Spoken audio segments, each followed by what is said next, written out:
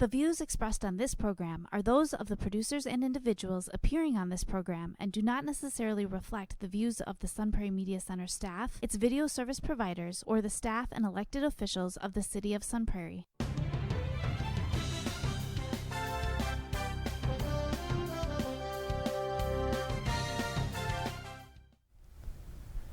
All right. Good evening, everyone. Welcome into Marc Madness Sports here with Jerry Kaminski, Jonathan Vande Walle, and Evan Richmond here on this Wednesday evening, March 7th, 2023. I'm excited to talk to all three of you today. I'll get into right away talking about your 2022 Sun Prairie East season now that it's reflecting over.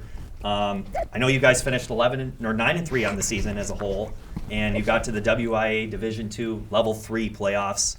I guess if any of you want to share what was that experience like this past season, going 9-3, getting to Level 3, playing Kettle Moraine at Kettle Moraine High School. I remember that game, very cold, wet, damp conditions. Yeah. But if you want to share a little bit more on that game, I know it was a rough game for you guys, 27-6 loss. But yeah, it was tough conditions, tough to kind of throw the football, I felt. Running the football was hard. It was just kind of sloppy condition football. But right. Yeah, well, thank you for having us. And yeah, about that Kettle Moraine game, we got there and we knew the conditions weren't going to be great the whole week of practice. So we prepared for it and we came in. We thought we had a good game plan. And we got there and it was a total downpour. But Kettle Moraine had to play in that weather too. They came, they out-physicaled us on that night. It was a good game and good for us to get a test like that, but unfortunately we couldn't come up on the right side of it. Yeah, I mean, our coaches the whole week, they talked about how rain, shine, whatever, we still got to go play them on Friday night at 7 p.m. And I remember we got there, got off the bus, and it was just drizzling, so I thought it'd be just fine. And then we got pads strapped on, walk out.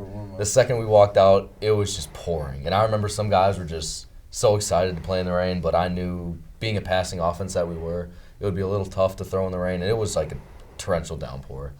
And then I remember we were warming up, and there was some lightning in the distance, and some coaches were talking about calling it off. Other coaches were like, we'll just let it sit and see if it goes anywhere. And, thankfully we got to play. It would have been a little weird to have to play on a Saturday. But, we got to play, and just like Jerry said, they got to play in the same stuff we did. Credit to them, credit to the Classic 8. Just the players there are just really good. They were a big team. They were really physical. Just each team had their moments. We had our chances. They had their chances. Just the way the ball fell. I wouldn't say they made the best of their chances better than we did, but they definitely, if you look at the scoreline, they played really well. Credit to them, and look at them. They won the state title. That was not really my cup of tea to talk about that game. So I was watching from the sideline, getting soaked in my hoodie, but. It was a weird night walking in. It was like our first game. We came in, the bus ride there, it turned like pitch black already, so it was like a new feeling sort of, I guess. And I remember walking out there with, I think, Teddy Wagner and Fabrizio Roman. They both had like season-ending injuries, and we came out like 15 minutes early, just drenched, and we just embraced it at that time, but there's not much we could do, just watching, so. And I felt like Kettle Moraine, they had a really physical defensive line, really talented defensive line. I think that was kind of a big thing that I saw from kind of my vantage point, watching from the sidelines and doing some camera work for that game, because I was there live in person doing camera. Yeah. So I kind of remember the torrential downpour as the game started, and we had some technical issues with our side with the camera, and we weren't even able to actually have video for the game. It ended up being just on radio because of the conditions. But yeah, I kind of remember that, and they had a talented quarterback, Chase Spellman, who could throw the ball down the field, had a strong throwing arm. Definitely a talented player that I know got some recognition and was thought to maybe go to Wisconsin or some other Division I schools, possibly as a walk-on, just kind of like some of the opportunities you were going to have, Jerry. But yeah, he was a talented player too. Yeah, Chase was really good, and it was really good to be able to play him and just two of the top quarterbacks in the state being able to go against each other. Obviously both of us wish it was a better night, but they handled it better than we did, and got to give a lot of credit to them. They came out right away and hit that long touchdown pass, which that really got the momentum to their side, and then we came back and we fought, though. So I'm proud of our guys. And then, like you said, their D-line was really good. They got after us. And our O-line played really well the whole year, though, and they played well that game. It was tough to be able to do anything, but shout out to the O-line. They did play well. They did their part. Yeah, I mean, I can't speak for the O-line, D-line. I was on the outskirts of the field, but our O-line played really well all year. And to have the season end the way it did, it just didn't do justice to how hard they worked. Guys like, Logan Gross always doing, he played really well. The jump from sophomore to junior year he made was really good. Corey Sammer's always consistent. Logan. Logan at center was pretty good. Our whole O-line, they were all solid. It just, the conditions, it was really tough to play in for everyone. And the D-line they went up against was just real physical. You got Sam Soulful going to Miami. You had Nolan Shop, who was a linebacker who committed to play football in college. Just really big guys, really talented players. And, I wouldn't say they were more talented than us, but they were definitely bigger than us. And I think that just played an advantage in their hands.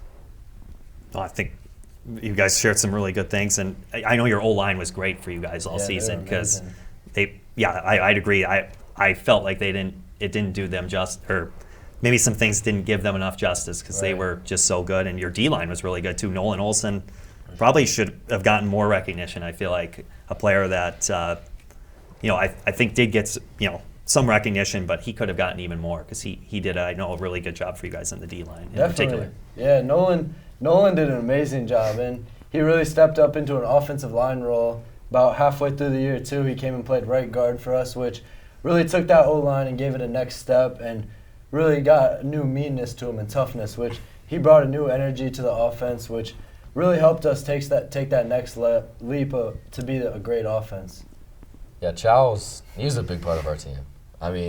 Whether you see it or not, whether he racks up stats or not, energy and everything. He has such good energy on the field, and he plays with just such heart and passion on defense. And it was tough for him to go from offense to defense, or from defense to offense, and have to make that transition to play both sides. It's hard playing both sides regardless of position, but offensive line, defensive line, that's got to be so tough. Just wear on the body. And the fact that he'd come off the field for a play after defense and just go right back on for offense. We all knew it was tough, but you could tell. Whether you're just watching or whether you were on the team, you could tell how much of a spark that the offense got from him. And it's nothing against other players. It's just he plays with a drive that just a lot of the other players on the other team just couldn't match. And, he's talented. He's just a talented player regardless of where he plays. And I guess if you guys want to share anything else from kind of the 2022 season, feel free to share anything more. So yeah, I don't know. Being a senior is definitely a different feeling. The junior year, it kind of went by really quick, and then senior year, it gets here, and then you're trying to soak it all in, kind of. And then leading up to it, we were at the field after that first Monday after we lost state championship. We started throwing in the gym. So we really came out and prepared, and the whole year we had the goal in mind of winning a state championship, and that's what we wanted, and we believed that we could do that. And this was definitely a special team with the split. We were a lot closer. We didn't have as many guys, so I feel that made our team a lot closer, which it made it a lot more fun, to be honest. The team dinners and everything, the Thursdays before the games, practices, the energy was always there. It was a ton of fun to be. It was a different type of bond with that team. So, yeah, I would say that was a really important thing for us. And then, like Jonathan was saying a little earlier, just the passion that we all had and how many guys we had working this offseason. I could give shout-outs to everyone on the team. It was unbelievable. And how many guys we had step up in roles who have never played there before or new roles who filled big spots. Yeah, I loved every second of my high school football career. Freshman to senior. I know it's kind of cliche to say it flew by real quick, but, it really did. Obviously we had that COVID year, sophomore year, but, it feels like, right as I walked off the field for my last game, I felt like I just walked on for my first freshman game. It flew by just like that. But even though the seasons, varsity seasons ended short a little bit, losing the state game, losing round 3, I wouldn't trade them at all. Especially this last season, even though we came up short and didn't get all 15 games, right. I wouldn't trade it at all. It was, every second was the best of my life. I loved it all. It's just kind of like what Jerry was saying, how that first Monday after is like we obviously lost the state championship last year as one school. And I mean, that next Monday we were in the gym throwing. And then I remember it was like, we're in February and March and we're looking at the weather and it's like, hey, it might not rain. It's only 30 degrees. Right. And that Tuesday we're out on Ashley Field at like 6:45 in the morning and we just did that. I'd even have like a baseball game later that day, but we just loved it so much that we did it all the way through the summer. Some of your favorite summer memories this year were at Ashley Field, then like going to the Springs or something. And that's just what we loved. We lived for that. So it sucks like it wasn't supposed to end this way. You could think of it like that, but the memories and what we learned from the past year, it's like you can't compare it to anything else. And actually something I was looking at wisports.com earlier, or wisports.net earlier today that kind of surprised me looking back at a stat from that Kettle Moraine Sun Prairie East game was that Nolan Schopp, who you guys kind of talked about on the Kettle Moraine side, he had 201 yards rushing. I wouldn't have guessed that when I looked at the stats on wisports.net. I thought maybe he'd have like 170. I thought maybe he rushed for. So I didn't know he rushed for 200 yards in that game. But that was something that kind of I learned when looking at wisports.net this morning. Yeah, he broke a couple ones, and that he had a lot of momentum changing plays, and like they were saying, he's a great player, and kind of like we were talking about the O-line, like that last game doesn't really give the credit that was due to the defense. Our defense played unbelievable the whole year, and even in that game, they played solid. They only gave up 24 points. I mean, on offense, we had our chances. We had a ton of chances. Defense got us a couple turnovers and put us in some pretty good spots. We just couldn't capitalize. But yeah, the defense, I mean, they obviously gave up a couple big plays, but on offense, we had our opportunities to hit the big plays, and we just couldn't capitalize. Kind of reminds me, you guys in that game, to the Sun Prairie West girls basketball game, that last game against Oregon, where it felt like it was a lot closer in the scoreline. Like that game, for example, Sun Prairie West lost that game 63-50, but it felt a lot closer than that. And just with you guys, that 27-6 loss, it felt much closer than that. It felt like more like a one-possession type game to me. I mean, even when it was up 21-6, what was it, 21-6 going into half or 12-6 going into half? Yeah, I don't even something like that. But the whole game, I think until they scored their last touchdown, I knew we were in it. I mean, yeah, I agree. They had big plays, a lot of them, and that really swung momentum their way. Big runs, long pass plays, turnovers that just really went in their favor. But despite all that, every time we walked onto the field, I had the mindset that we're going to score and the game's going to turn in our favor. It didn't, and that sucks, but at the end of the day, it's like when you're out there, you have to realize you're going to win. Because if you don't, then it's just you're out there for nothing. And I remember coming to the sideline after every time we gave up the ball, or every possession we come to the sideline, look at the TV and listen to the coaches, and I'd say, hey, everything's out in front of you. And I mean, they're right. It was all out in front of us. We just had to make it work. And looking at the result, we didn't, but that's just how it is. Yeah, to piggyback off what Jonathan was saying a little bit, like the whole year I never felt like we were out of a game. We felt like we could always come back, and especially in that game, I felt like we always had an opportunity that we were going to come back and win the game. There's never really a doubt until, like you said, they scored that last touchdown, kind of put the nail in the coffin. But every time we come to the sideline, no matter what the play is, if I threw an interception or something, we'd get the offense together and we'd all be like, look, we're going to go down, defense is going to get a stop, we're going to go score. It was every time we trusted the defense, and I know the defense trusted us, and it obviously sucked that we couldn't get it done, but nothing we can do about it now. Right, exactly. But I kind of want to get into your guys' thoughts of playing West. So, East-West, the first year of the split was this past year. It was probably very weird for you guys playing, players that, are your teammates, friends, people you've played with as one school throughout your whole careers so far. So what was that kind of like, that game, and just playing a lot of people that you've come probably very close with and friends and close relationships? I mean, there's no other way to put it, but it was like a new electric feeling. I remember it was like 2 hours before the game started, and we're busing from the high school to Ashley Field, and we come up the hill, and the parking lot's already full with tailgaters and this massive tailgate. There's nowhere to park, and it's probably like 5-10 games in 2 hours. And I remember seeing that, and I almost got goosebumps. Like, we've never played in a game like of this like magnitude and energy before. So I guess that was the first like reminder of like this city is watching this game, and that's all they're watching that night. So. Right when he said something about the tailgate, the hairs on my back stuck up. It's still fresh. It's still an amazing atmosphere. I remember coming out for warm-ups. I mean, before the games, us three would go out and just our shirt and shorts and just throw the ball around before anyone else was there.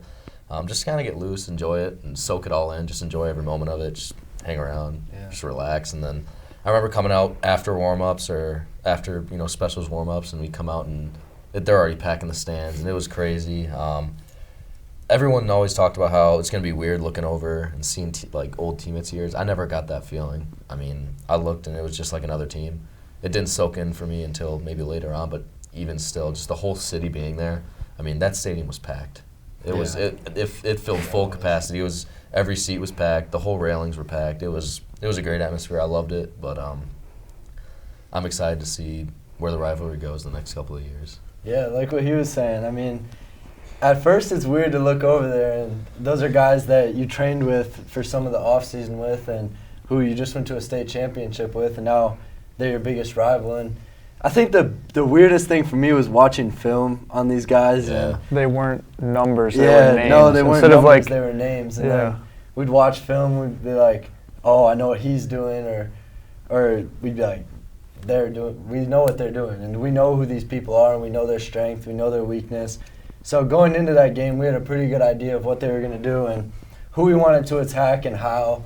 And like they were saying, once we got in between those white lines and it was game time, it didn't matter who was on the other side. We knew we were going to take it to them and do what we had to do. I think the final score, if I remember correctly, on that game was 52-7. If I remember correctly, you guys won 52-7. So great game for you guys, and great night to watch some Sun Prairie football. Right. But anyway, I kind of wanted to get into what it was like for you guys playing in the Badger Large Conference this past year versus playing in the Big 8, which is probably a big difference. You're playing Division II opponents this past year versus you guys are just used to playing some Division I teams like Middleton is in conference, obviously, in the Big 8, Verona, Madison Memorial, Madison East, just to name a few teams. And then this year you guys face teams like Wanakee, who's still an excellent team, obviously, Oregon, Milton, Beaver Dam, Sun Prairie West. So just a little bit different opponents, obviously, but what was kind of maybe some similarities, differences, things between playing in both conferences? For me, it was definitely weird growing up, being on the sideline, always watching the same teams play, and then COVID year playing Middleton, Verona, and Beloit twice each time, and then junior year playing them, Middleton twice that year too. We had some big games versus Middleton, and that rivalry was there. It was real, and you could feel it every time we stepped on the field with Middleton and Verona that it was going to be a battle for all four quarters, no matter how good Verona was or how good we are, no matter how good Middleton was or we. But yeah, I definitely missed those games, but a little part of me, it was a little bit refreshing to play some new teams, some people that you didn't know that weren't going to do the same thing that you knew. And obviously, you missed the games like the Middleton game for homecoming or the Verona, but it was good to play Wanakee too and get really some of the best team, one of the best teams in the state. So that was really good, a good test for us early. So I'm glad we got that opportunity. It was, I wouldn't say it was weird. It was just different. Yeah. You're still going to strap on the pad. You're still going to play every Friday night, and you're not going to. Doesn't matter who you're playing. You're just going out there and you're playing. You're gonna study film all week. You're gonna practice. Game plan will be a little different, but I think it was really nice to be able to play McGuanago and Wanakee, two really big teams, despite playing Division II football. There was definitely some games where I felt like we definitely steamrolled. Like we wouldn't in the Big 8. In the Big 8, we'd probably play like a blowout game would be out by third quarter. A blowout game this year, we were out by second quarter. It's just so much different. But I think being able to play McGuanago, and we battled with McGuanago and Wanakee. So, I think that really showed the state that despite going D2, we're still a good team. We still have great players. So, kind of like what they were saying. I think like what Jonathan was saying earlier, like you're getting out there, you put your helmet on, you put your pads on, and like the play, you run a slant, you're going to run a slant. It doesn't really matter what conference you're in. But I think like it definitely was a change. And I think last year when we were in the Big 8, teams like would have a better idea of what we were doing until like this year. This year you could tell they weren't like, they were a little more like clueless, lack of a better word, but like when you play your Middletons and Veronas, they're almost like calling out the play before it happens because they've seen it for years and years and years. These new teams, you could tell it was like fresh for them and they haven't seen it much. So that's really the only differences like you could see. Yeah. I think one thing too, like at least for me and Jerry, being sophomores that were on varsity, like just no competitiveness like difference from any other level, but just seeing guys for the same 3 years. Right. Like, I mean, you saw them twice. Like for Middleton, we saw those guys 4 times. 4 times in 2 years. Like that's not often that you see the same players 4 times in 2 years. No. So it was definitely interesting. You definitely got to know each other and like learn their weaknesses and their strengths. But I think going to a different conference, it was no better, no worse. It was just different. Yeah. I know a player from Middleton that really impressed me was Cole Tonias, I think is how you pronounce his name, but he really impressed me in 2021, just some things he did as a receiver. Because I know in that one game, you guys played a really close game with Middleton, and he almost was a difference maker in getting them to win that game against you guys. So I just kind of remember him as a player that stood out to me on the opposing side for Middleton. Yeah, he was a really good player, offense and defense. I think he started both ways for him, and yeah, he was definitely someone we had to look out for when he was playing defensive back. I know we knew that he was going to be more of an aggressive corner, and we hit a long touchdown on him with Addison on strength where we had an out and up, and we knew he was going to bite down and out, and it made Addison wide open. So that's a credit to our coaches too, where the other teams have really good players, but we trust that the coaches are going to put us in the right positions to succeed. And like we have great players as well, and they're going to do the best thing to give us the best opportunity to win. It was a good player. I mean, whenever Cole lined up against me, I knew it would be different than going up against a different corner. I think when we were at Middleton for their homecoming, that was a crazy game. That was a great game, and I didn't get the ball much because the entire game I was on his side of the field, and I mean, he just anytime the ball was snapped and it was a pass play, I'd do my best, and he was always there. He was always in a good spot, and I know our O-line had some trouble that game, so either way, even if I got open, Jerry'd have some trouble, and he had to make a play. But I remember the playoff game. I remember that play because I ran the out route. And I remember I ran the out route, and I knew that you were going to throw it to Addison, but I thought if you threw it to me, I'd get killed. Yeah, you would have. he was lurking the entire time. Yeah, he but came then right down. I saw you pump and throw into Addison. And Addison was open by like 30 yards. Yeah, it was like a 65-yard touchdown. Yeah. But anyway, I wanted to get into some stats for you guys. So Jerry, actually, I looked back at your 2022 stats. So you completed 179 of 289 passes, which was a 61.9% completion percentage, 40 touchdowns to 7 interceptions, and 2,785 yards. So you threw for 10 more touchdowns. I looked at this at WithSports.net. You threw 10 more touchdowns in 2022 versus 2021.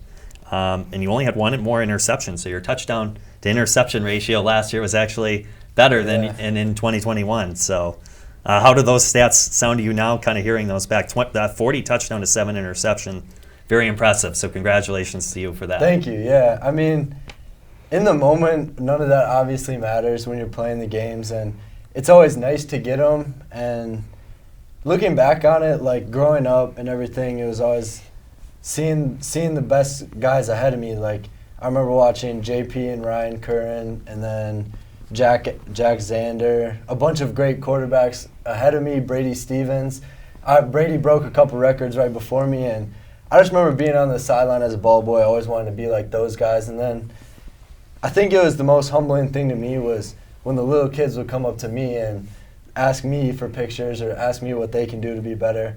So that was really just very humbling to put that. I saw myself in those little kids. But yeah, the numbers were great to put up, and that definitely wasn't just me. That was these guys coming out to the field with me every day in the summer. We were out there every day. It didn't matter the weather or what was going on. And then credit to the O-line, definitely in the defense for putting us in great positions. And then, like I keep saying, I mean, I had the best weapons around me in the state. There wasn't a better receiving core and running back in the state that you can name. I mean, they made it easy for me, and we had an unbelievable offensive line. So I'm very grateful for that. Yeah, I mean, some excellent receivers. Obviously, two of them right here, Evan Richmond and Jonathan Vande Walle, and then also Connor Stoff is another player that's not here today, but boy, you got to give him a lot of props. He was a tremendous player. Kind of reminds me, I'm going to give you an NFL comparison here. Wes Welker. All right, I can see it. For Connor Stoff. That's kind of that would be my NFL comparison for him. But kind of that possession receiver. Julian Edelman, maybe that's another good one. But those are kind of some pro comps that I'd give for Connor Stoff. But those are kind of three names, obviously, from last year that were big. And then before that, obviously, Davis Hamilton, who Coach Rob Hamilton's son, a really great receiver for you guys over the years. And he had a big year in 2021. And then Addison Estrenga, of course, too, who was a tremendous receiver and also tremendous defensive player for you guys in 2021 in that state run. So those are kind of some names that I remember from the receiving corps. And I'm probably missing some names here, too, but those are some that really stand out. Yeah, it was. Like I said, we had the best receiving corps in the state the last 2 years, which really helped me knowing that the guys were going to be open when I dropped back. And the biggest change from me, I would say, to help me get those better numbers this year was just the better timing and the chemistry that we had. Like junior year, when I would be throwing the vert curl, I would three-step in a hitch. This year, I was ripping them out there on three in a rhythm, which that was really just all off-season work, just getting that timing down, knowing exactly that my guys are going to run it at 12 yards if it says 12 yards, not 13, not 10. They're going to run it exactly where they should be, and I'm going to get it out on time and let them go make a play for me. And Jerry, actually, my pro comparison for you, I told Bill Baker this. I don't know what he thought of it, but Drew Lock. That was my pro comparison for you. All right. Jonathan, let's see. If I had to make a pro comparison for you, who would it be? Maybe I'd say DeAndre Hopkins, just kind of jumping ability. I mean, you're a good leaper, so I mean, I've seen you jump and get that high point passes. I'd say, and for Evan, for you, who would I? Maybe Jordy Nelson. That's what I was thinking too. Those are kind of some pro comparisons I have for you guys. I don't know what you think of my pro comparisons, but I like them. That's kind of what I've come up with. But anyway, for you, Jonathan Vande Walle, this past season, what really stood out to me was your 16 touchdown receptions. That was kind of a stat that really jumped out to me. And then 42 catches for 753 yards. So you definitely had a very nice season. Congratulations to you on all those numbers. Thank you. Kind of what does that feel like hearing those numbers back? I wish I had one more touchdown. I mean, a couple more yards here, a couple more catches there. You're always going to have that. One more touchdown would have broken the school record. But I'm grateful for everything I ever had. Every time I was in the end zone, I was, it was amazing being there.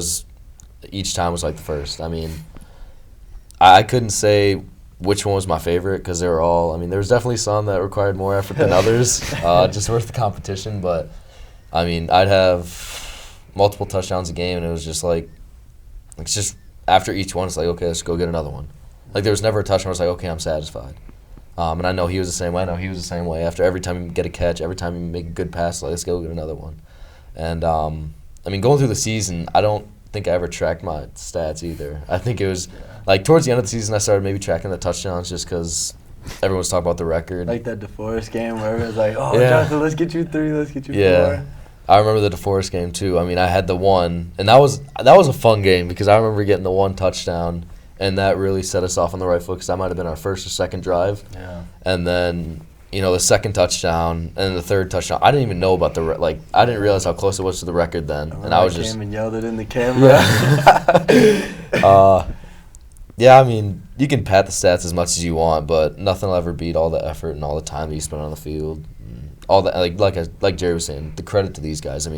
If Evan was guarded by 2 guys, and that left the guy that was off of me. Jerry has to make the pass. The O-line has to block. Everyone's got to do everything perfect for me to score, for him to make a good ball, for him to score. It all works in perfect chemistry. And I got to say something, too. Jonathan, Richie, Evan, Drew, Cortez, shout out to them because we had so many playmakers and none of them ever complained about getting the ball or calling for their own play. We got to the sideline and it would be the best, some of my best moments on the sideline would be we get to the tablet and say Connor would score, Jonathan would be like, oh my gosh, bro, look at the way you cooked it, you made it fall. just like hyping up each other and really supporting each other and wanting to see others succeed as bad as you want to see yourself succeed.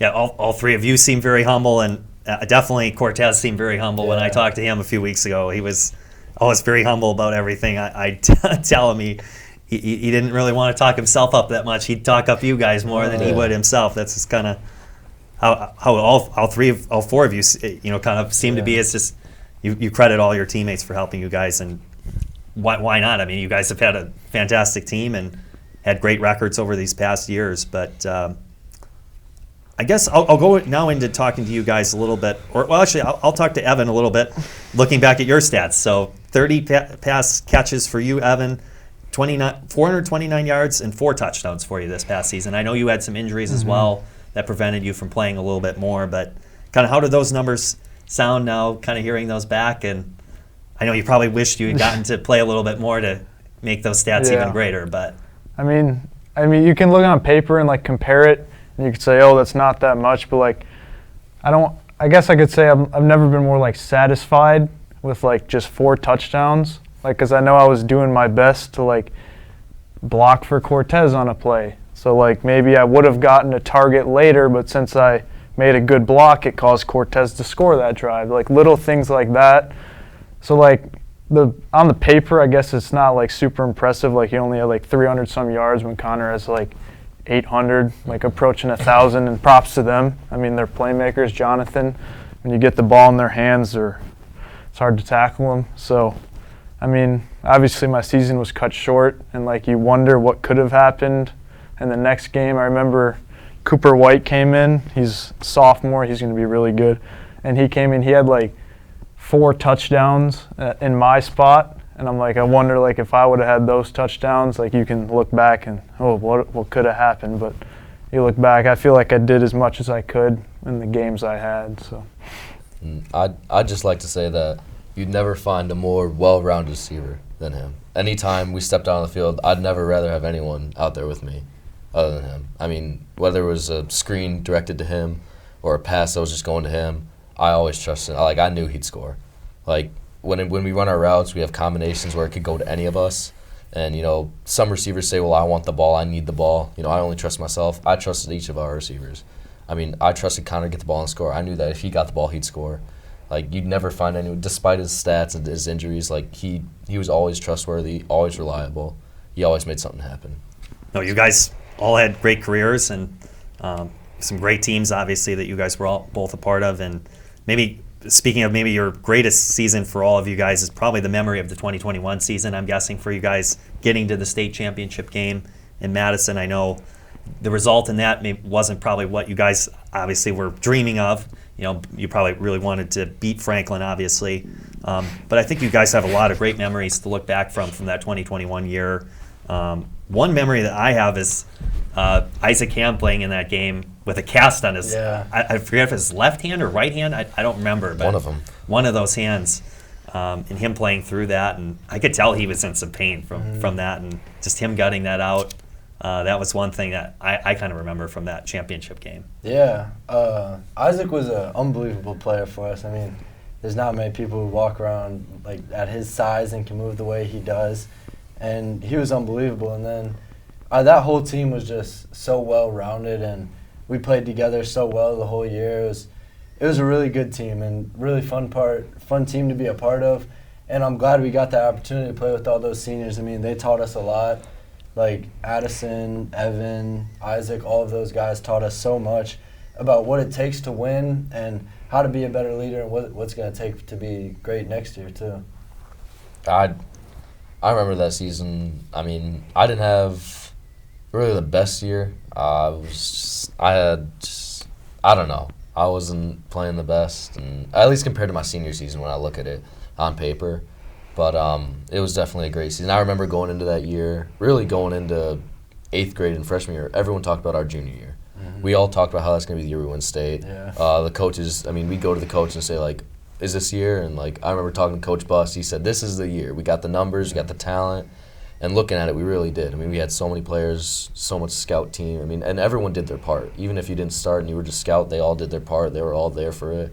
And, I mean, the talent like Isaac, Davis, Addison, Evan, I mean, they were all just incredible athletes, and it just built way for a great season. And, I mean, I enjoyed it all. And maybe Evan Melchor is another name on the offensive line that was a tremendous player that you guys had too. He's now playing at Northern Illinois, I think. Yep. Yeah, Evan was unbelievable. He really took control of that O-line, and you knew if you were running that way, there was going to be a hole. And I remember anytime we needed a yard or so, we'd go just right behind Evan, get that 1 yard. He was a great leader, and he just did everything right. I mean, probably one of the best linemen that's ever come out of here. He was just really crisp, really sound in his work. And I remember when Torrey got hurt last year, we had to put Corey Sammer in, and Corey was obviously new to the O-line, like not as much play time, and he always tells us that if he just walks up to the O-line and didn't know what to do, Evan would just tell him where to go, and everything worked perfect. The defense could even hear him. Like the defenders would know where Evan's going to block, and he still just plowed him 5 yards, even knowing that what play was coming. He was incredible. He's a great offensive lineman. And Torrey Milkey, another really good offensive lineman too, you guys mentioned. So a couple linemen that you guys had in that season that were really good. And Cortez had a really good game, if I remember right, in that championship game. I remember a couple runs he had that were big runs that he got loose and had some nice plays. And I know, Jerry, you had some nice throws and passes in that game. And you guys really came back in the second half after being down, I think it was 21-3 at halftime. And you guys definitely got it interesting. I think at one point, the closest it got, I believe, was 17-21, if I remember correctly. You guys got it to 4 points at that one point, and then I know Franklin just kind of give them a lot of credit. They really did a nice job finishing that game and ended up coming up on top. But you guys played a tremendous game. So yeah, that was a crazy game, and yeah, like you said, we came out slow. I threw 2 interceptions in the first half, which really hurt us and really set us back. And then we did come back, and we had our opportunities, and we could have capitalized, and obviously we didn't. So just looking back at it, it's not regret, because I'm grateful for everything that happened, and I'm glad everything the way it turned out in the long run. But obviously you wish you could go back and play that game one more time, do things a little bit differently, throw a different pass a couple times. But Franklin got the best of us that game, and they were a great team. They had a ton of guys going to play college football, and especially at the Division I level. It was a really impressive team, but we battled and we fought, and I'm proud of those guys for the way that we fought the whole game. Yeah, they were talented. They were really good. I honestly don't remember much from that game. I don't remember much from last season, to be honest. No, it did go by really quick. It went by really quick, and everything was just in a flash. But, I mean, what I remember from that game, I remember the feeling entering the locker room, the feeling of, I remember I walked off the field right behind Evan Melchor, and I saw him take his last look at a field when he was a high school football player, and that kind of stuck with me going into the next season. Like, I remember, that didn't want to feel that way, going into the season. I was like, I don't want that to be my last, feeling in a high school game. I don't want to end my season on a loss. I don't want to end my career on a loss. And, I mean, if anything, the game was just a learning point for all of us. We learned, what we did wrong, and especially we just learned how we don't want to feel, feeling that loss, and not necessarily the guilt, but just the pressure and the weight of a loss to end your season. So, I mean, it was definitely a good game. They were a great team, and just came up short, but wouldn't trade it for the world. You guys went 14-1 that year, beat McGuanago in the semifinals. That was a great game too. Yeah. That was an impressive game in the snow, I remember, at Economawalk. So that was kind of one that I just remember because of the snow and the kind of that it being such a close game. But do you guys have any memories from that McGuanago game at all? Or? Yeah, that game was crazy. That game was crazy though, but we're not gonna talk about that game. The thing I remember most vividly was we get there, right, and we walk on the field for pregame warm-ups, and McGuanago student section is filled They to the were brim. booing us, and it felt so good. And we had to walk directly down the middle of their student section. It was like divided in two. I remember we had to walk down directly through the middle of their student section, and they knew everything about me. I remember they were yelling my mom's name, my girlfriend's name, everything, and I remember that. And then getting getting on the field doing Cardinal Jacks. Just Yeah. you couldn't even hear our Cardinal Jacks. They were just yelling at us. They had a great student section, Yeah. but It was good to shut them up though during the game. yeah. That felt good. Well, But- you guys shut them up. I was on kickoff, bro. But anyway, I can get into You talking got about your the shots. coaching staff you've had throughout your 4 years. Obviously, Jerry, your dad, you were fortunate enough to have him as your head coach throughout the 4 years, and the coaching staff as well. I mean, Coach Bass deserves a lot of credit. Coach Tucker, I actually see him a lot at Costco. I work at Costco, and I run into him quite a bit, and I always say hi to him. But a couple coaches that you guys had, and just kind of what do you remember from all your coaches? And I know Cortez told me a lot about Coach Bass, that he credited him for a lot of things as an offensive coordinator and kind of helping out with the offense. He gave him a lot of praise, and Coach Kaminski, of course. But those two, he gave them a lot of praise for helping him in his career. I don't know if you guys feel the same way, but Yeah, all the coaches did a really great job, I thought, and really, like I said, put us in a position to win. And it was really easy to get there and go to work every day when you see how hard that the coaches are working for us. Like, those coaches were there every Sunday before we were even up, probably, out there working, watching film. So it was really good knowing that they always had your back and they were going to put you in the best position to succeed. And then, like you said, I have a little bit of a unique situation with my dad being the coach and knowing all the coaches for a while. It was a little surreal. Like, it didn't really feel like it was my dad coaching me till we got home, and then I had to watch an hour of film after practice. And in the moment, it sucked. You're like, dude, I'm tired. We just had a 2-hour practice. I lifted before school in the morning, like, trying to go to sleep. But in the end, I'm very grateful for it. And then this year, it was a good balance of where I was getting on him to watch film and he was getting on me. We didn't really have to do that anymore, where we both would get home and we'd whip out the computer right away, eager to learn. So I'm glad I got those opportunities. And yeah, I mean, shout out to all the defensive coaches too, like especially Coach Russ, who would get after us and Skelly in practice and really push us to make each other better when we could have slacked off, or it was defensive time when we were running scout team. We could have slacked off, but he really pushed us to be great. So that was awesome. I mean, I could never pick a coach. I mean, I could pick coaches that I like more than others, but it's just because of my time with them. But I still remember the text I got from Coach Cav, sophomore year, asked me to come work out with them a couple days, see if I was able to hang with them, and stuff like that I remember. And I think one thing that our coaches are that they're really good at is not just coaching you, but building the connection on a personal level. I mean, the fact that I can see Coach Cav in public and still be able to like have a great conversation with him and ask how he's doing, he'll ask how I'm doing, just stuff like that. Same thing with Coach Kaminski and any coach. I mean, they're really there to not just coach you, but build a connection with you. All the coaches. I mean, I could go on forever about the coaches that you just build a connection with, like offensive line coach, Coach Pogue, like the one that you'd never think a receiver or maybe even a quarterback would be closest with, but I mean, he's just really good at, building connections with the guys and just stuff like that really made the team as good as it was, because you didn't just go to practice. You went to practice to have fun and enjoy it. And, I mean, everyone loved it there just because of,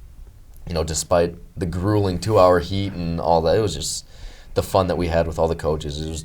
It was amazing. Yeah, and like you were saying, like, obviously all coaches are important, but even the coaches that didn't have, like, the biggest role, shout out Coach Buss. Like, Coach Buss was amazing. I don't care what you say. He had the best job ever. I couldn't tell you exactly what Coach Buss did, but he was always there for the guys. Anytime your equipment broke down or you needed something, he was always the first one there. And during the game, he would be the one we'd all go to with the iPad running us through. And his football knowledge was just off the charts. He knew everything. And I remember a couple plays, I would go out there and he'd be like, Jerry, look backside, it's going to be wide open. I'd be like, all right, coach, get out there, look backside, wide open touchdown. And so it was just really good, like he said, to build connections with coaches that, you might not ever think that you would. Yeah, and one thing I remember from Cortez from a few weeks ago that really stood out when he was talking was about your dad, actually, Jerry, when he mentioned that your dad took him to some games and drove him and was kind of like a father figure. That was kind of something that Cortez, I know, told me, and that was kind of something that stood out, is that it's really nice kind of having your head coach be someone who you almost kind of look up to as a father figure. Yeah, I mean, it's really cool. Like in the off season, we'd come to my house for like to play video games or something. We'd have a bunch of guys in the basement, and my dad would be down there playing video games with us, like playing Madden, talking smack to everyone, like just how he would a normal kid. Like it was a lot of fun, but as well as the relationship was, everyone knew as soon as you stepped on the field that those coaches were going to get on you, and at the end of the day, it was all love, but they were going to get on you and wanted to see the best come out of you. Everything they did was just for the better of the team, the better for you. I mean, if you got benched or if you got just, taken out of a game, you could take it personal, but you could also just sit there and realize it's probably for the better of the team, or they're just trying to let you get a break. Certain things that, maybe they put you in a spot where you don't want to be on the field. They want to put, like with Nolan, putting him on defense and offense. Like, I know he didn't want that, but he did it, and the coaches needed him there, and we needed him there. And, I mean, it was for the better of the team. So they know what's best. Despite your somewhat knowledge in the time, I mean, they're there to make the team better and make you better. Well, thank you guys for all sharing that. I guess, is there any specific memories you guys want to share throughout the 4 years with any players, coaches, anything more that you kind of want to share, specific memories? The Wednesday dinners. Yeah, I'd say dinners. Skill dinners, hogs tests. The memories from the dinners, we would have like position-based dinners Wednesday night. Well, you'd skip our dinners. I went to the offensive line. I had to get right with the offensive line. Yeah, and we'd invite you to our dinners, and you would not go. I was invited to both. Junior year, I went to the skills. No, Senior you didn't. You went to the offensive line like 50, 90%. No, 90-10. 50-50. It had to have been 90-10. All right, well, anyway, we would ourselves as a team, we would set up the position-led team dinners where we'd get all the guys Wednesday night, go to someone's house, and, just have fun, just eat. Like, those are the things you look back at. And then Thursday night, we'd have the Booster Club would fundraise a dinner for us Thursday night where someone's parents would cook a meal or we'd buy something, and we'd all eat as a team at Ashley. And those are definitely the moments that you'll look back and remember the most. Or I remember the bus rides back. Some of the bus rides were just amazing. People freestyling in the back, like the music blaring, just everyone singing along. You have story time with some exactly. I had some story times with guys that I'd never talked to otherwise, and now I talk to them every day. Right. Like just stuff like that. And I could probably tell you what we ate and what we did for every team dinner from sophomore to senior year. Yeah. Wow. And there were some senior dinners like where we'd be there past midnight. Yeah, like you'd eat around 6:30, maybe 7, and you'd be there. You just lose track of time. You're hanging out, and all of a sudden it's midnight, and you got to go home because you got school the next day. Those are like the things I look back and I'm gonna miss is just like you were saying before, going on the field like 2 hours before the game, just us three, just throwing the ball around. Nobody else is around. Like you got music in. Right, the music is in. You got your jersey on. And then, I don't know, just running out the tunnel of Ashley, like before the games, watching the little highlight video play and the music going. I don't know. I still get goosebumps. It goes to show like how all these memories we have like weren't necessarily a play or like it shows you like the kind of culture and camaraderie we had, that our favorite things are with our teams at dinners, running out of the tunnel with our team, the bus rides with our team. It shows you the type of culture we build. That my favorite memory wasn't catching a touchdown. It was like the laughs we had till midnight, like stuff like that. So it shows you what kind of program it kind of is. Can I make a bold I think, just for me, I'm gonna miss some of the meeting rooms. Yeah. Like I'm gonna miss leaving class, going into the training room, talking with Ben, hanging around.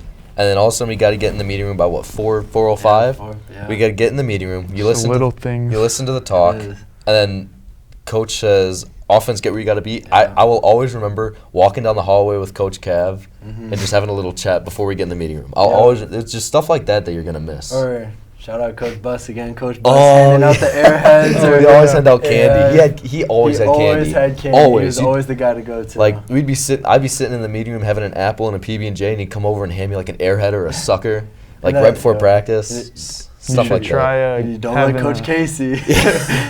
You should try having a season-ending injury and see how Oh much my candy gosh, he gives I you at bet. practice. Yeah, he was loading me up at practice. Well, I want to get into college plans for you guys. So, Jerry, I know next year you're going to University of North Dakota in the fall. I guess you'll be playing football there, obviously, and quarterback. And have you gotten to meet the coaching staff at all, some of the players so far? And then, I guess, from an academic standpoint, have you gotten to kind of see what the campus is going to be like? And if you wouldn't mind sharing kind of what you'll be going to school there for. Yeah, so I actually met their offensive coordinator and quarterback coach my sophomore year of high school. He started talking to me through my coach and my dad. So he started talking to me my sophomore year, and then we built a really good relationship. And I went up there for a couple visits, and then I still remember when I got offered, it was track practice, and I had a missed call from Coach Freund, the offensive coordinator, and I was like, oh gosh, like this probably wasn't a phone call to miss. And I called him back, and he's like, Coach Schweigert's going to call you, call me right back, the head coach. And I got the offer, and it was a surreal feeling, really was. My first Division I scholarship offer, so that meant a lot. And then just them building a really good relationship. When I got the offer, like you asked if some of the guys on the team I knew, I would say probably 30 guys on the team reached out to me when I got the offer and texted me and were like, we'd love to have you, like you're a great player, we'd love to have you up here. And then when I did commit, the relationship that I built with some of the guys who are on the team, like even now, one of my better friends, Corey Ty, who's going to play receiver there, I've been down to his house. He lives in Chicago, down there a couple times, stayed with him. So as one chapter closes, obviously the memories and bonds that I had with the team now, I'm going to miss so much, and there's nothing that can replace high school football. But I'm also excited for the new memories and the new challenge that will come with playing college football.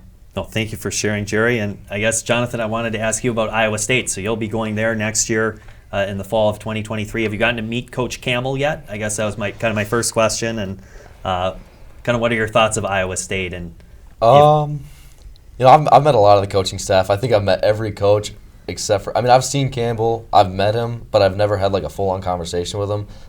He's always so busy. Being the coach of a Power 5 school, he's got so much to do. But when I go on my game day visits, I'd talk to all the coaches, defensive coaches, analysts, especially my receivers coach, Coach Nate Shielhaus. He's just building the connection I have over the past couple of months with him. It's been great to know that I'm not just going there to play football. I'm going there to better myself, get an education, and really just be a part of that culture that they're building there. And I'll never forget the experience of the whole recruiting process through them. It wasn't just your regular, they see your film, they come watch you, then they give you the offer. It was, I remember me and him actually went to the camp together after sophomore year. I remember it was just spontaneous. He asked me if I wanted to go, and I said, yeah, sure. We drove down together and stayed in the same hotel room. It was just a fun trip, and after that I fell in love with the campus, fell in love with the team, and I knew I wanted to come back for another camp the next year, and I stayed in good touch with the coaching staff. They came up here, talked to our players, watched us work out. Obviously, I had hip surgery, so I wasn't able to work out in front of them, but I knew that I wanted to be on campus for their camp, and I went there for a camp, and I performed well. And I remember after camp, Coach Shielhaus asked to talk to me afterwards, and I got the goosebumps. My blood started firing, and it was amazing. And just the fact that I just progressed higher and higher after that, it's just something that the little stuff that you'll always remember, like stuff in the recruiting. Like you'll remember those Saturday nights, the Saturdays where you're out in the stadium is packed with 60,000 people, but I'll always remember the steps it took to get there and all the blood rush when it happened. And I'll never forget us jumping around when you finally got it. I was at his house. It was the day I got back, I think. Yeah. And I remember I got a text the coach texted me. We were actually at the field the day after the camp. Coach texted me to call him. I called him, and we played phone tag for like a minute. And then he called his dad, and his dad texted me that they were going to